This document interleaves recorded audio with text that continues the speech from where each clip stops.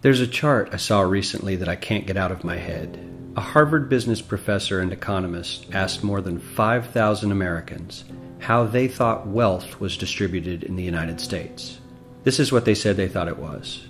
Dividing the country into 5 rough groups of the top, bottom, and middle 20% groups, they asked people how they thought the wealth in this country was divided. Then he asked them what they thought was the ideal distribution. And 92%, that's at least 9 out of 10 of them, said it should be more like this. In other words, more equitable than they think it is. Now that fact is telling, admittedly, the notion that most Americans know that the system is already skewed unfairly. But what's most interesting to me is the reality compared to our perception.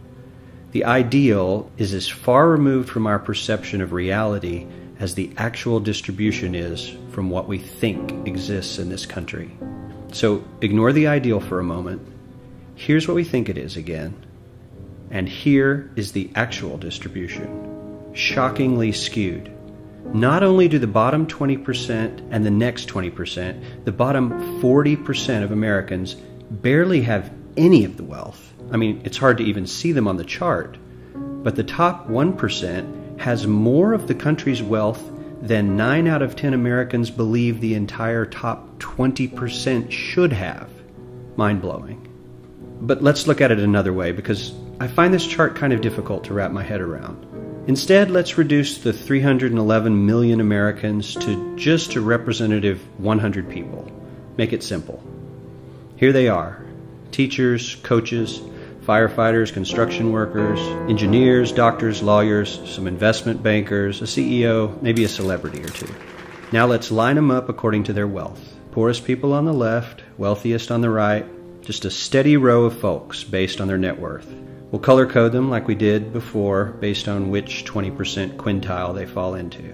Now let's reduce the total wealth of the United States, which was roughly $54 trillion in 2009, to this symbolic pile of cash. And let's distribute it among our 100 Americans. Well, here's socialism, all the wealth of the country distributed equally.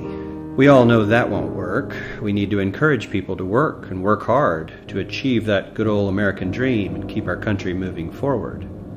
So, here's that ideal we asked everyone about. Something like this curve.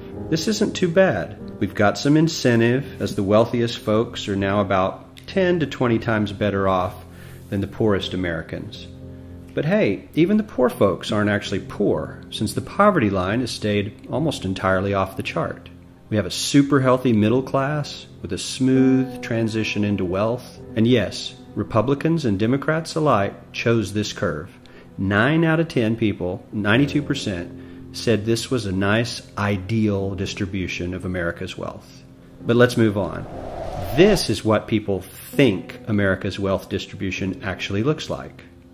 Not as equitable, clearly, but for me, even this still looks pretty great.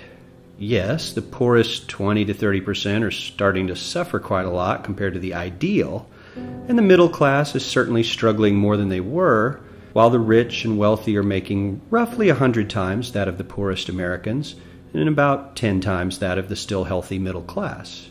Sadly, this isn't even close to the reality. Here is the actual distribution of wealth in America. The poorest Americans don't even register. They're down to pocket change. And the middle class is barely distinguishable from the poor. In fact, even the rich between the top 10 and 20 percentile are worse off. Only the top 10% are better off. And how much better off?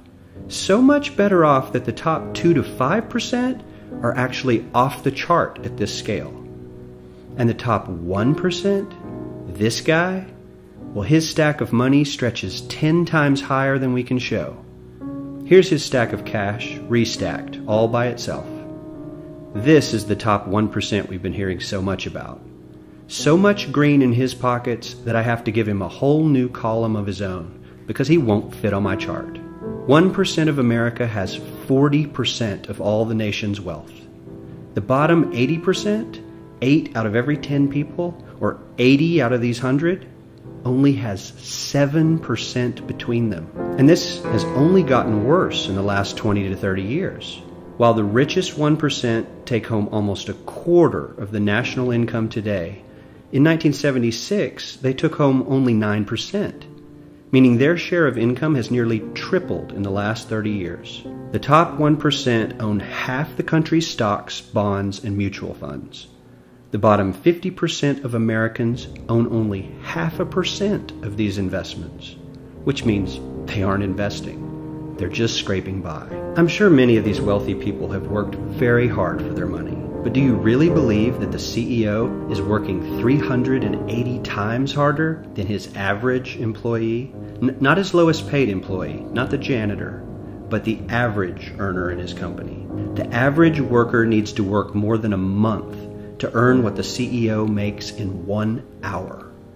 We certainly don't have to go all the way to socialism to find something that is fair for hardworking Americans. We don't even have to achieve what most of us consider might be ideal. All we need to do is wake up and realize that the reality in this country is not at all what we think it is.